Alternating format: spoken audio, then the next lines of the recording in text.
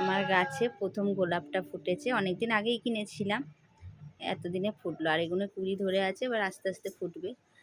যেখান থেকে এটা কিনেছিলাম সেখানে মনে হয় দুখানায় বীজ দিয়ে দিয়েছে, যেমন গোলাপ ফুল আর পালং শাকের। এখানে পালং শাক হচ্ছে, এখানে গোলাপ হচ্ছে।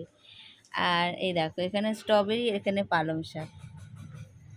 এটা ঠিক আছে, এটা জবা ফুল হচ্ছে আস্তে আস্তে। আর এটা তুলসী মায়ের গাছ, এটা পুজো করি আমি রোজ। কখনো আমি করি, কখনো মেয়েরা করে, জল দেওয়া হয় রোজ। একটা ছাদেও আছে।